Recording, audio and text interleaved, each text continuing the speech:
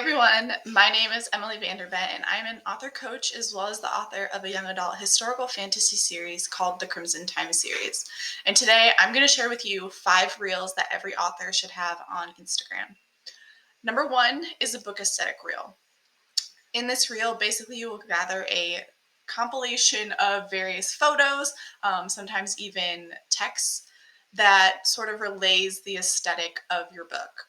These types of reels are a really great way for your audience and potential readers to sort of get a visual sense of what your book is about. These can be just straight pictures of different aesthetics related to your book, or you can sort of sprinkle text throughout, which is like what I like to do. It just makes it a little bit more interactive and makes the audience actually have to read the different pieces of whatever story you're telling on the various different segments of the reel. So I'll take one longer sentence and sort of break it up. So every little section of that sentence is on a different part of the reel.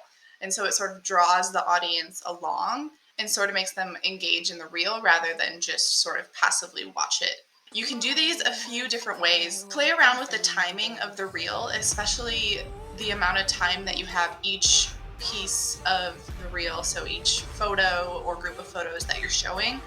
Play around with how long you leave each of them on the screen. So if it's a slower song that better encapsulates kind of the mood or tone of your story, then you might want to leave those photos on screen a little bit longer and kind of match the tempo of that song.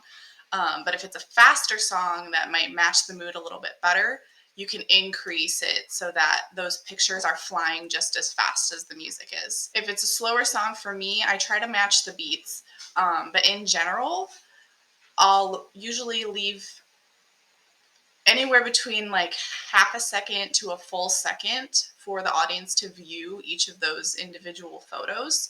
And if it's a faster song, aside from, again, matching the tempo, I'll try to stick with about 0.2 seconds per sort of beat of the reel. Number 2 is a would you read a book ... reel. This is sort of like a book aesthetic reel, but it takes it up a notch. So you have one opening photo and sort of the leading prompt of would you read a book ... And then all the subsequent photos, again, sort of communicate the aesthetic of your book, but you follow out that sentence into something that sort of explains the main plot. Number 3 is character aesthetic. So very similar to book aesthetic, you're sort of just flipping it on its head and communicating the different aesthetic and sort of personality or vibe of the different characters that you make these reels for. And again, these can be solely just like a compilation of the photos themselves, or you can work in some additional text that either prompts sort of who the character is, or various different poems or bits of text or quotes that either that character says or, again, sort of further portray that character to the audience. Number 4 is book quotes. These are really great reels because you have an entire book to pull from of material. So you can do everything from just like normal quotes that you have throughout the text itself. But specifically, these also work really, really well for bits of dialogue that you can sort of, again, lead the reader, potential reader, through in a reel. So maybe it's some bits of dialogue interspersed in a really intense fight scene, or it's like a sweet interaction between characters. Different things like that are really great to sort of, in a small way, bring potential readers into the world of your book without kind of pushing that here's my book, buy my book, sort of that like repetitive like marketing mindset. When you're making these book quote reels, obviously you want to sort of pace your timing so that those watching it can actually read what's on the screen. Play around with it a little bit and test it yourself.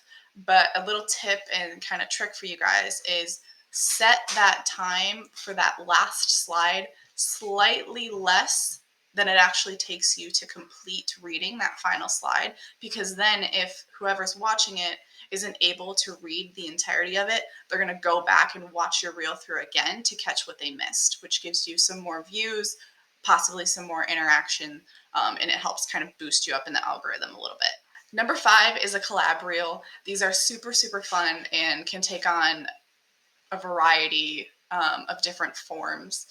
You can do anything from taking like a popular soundbite that is maybe a conversation between two people, and you record half of it, have a fellow indie author record the other half, and then like come up with what the actual text will look like together, and stitch that as sort of like a collab reel where you're both working on it together. Another kind of popular thing you can do with collab reels is a pass the book reel.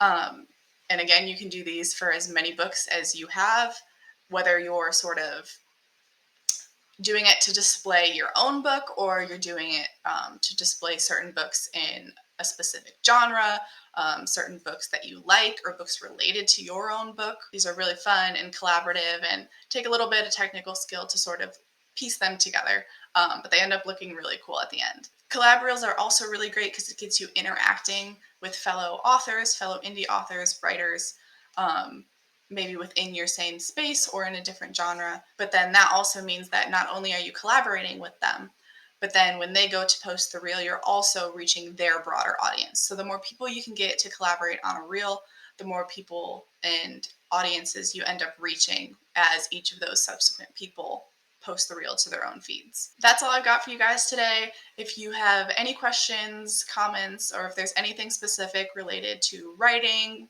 publishing, editing, author life that you'd like us to do a video on, go ahead and drop those in the comments.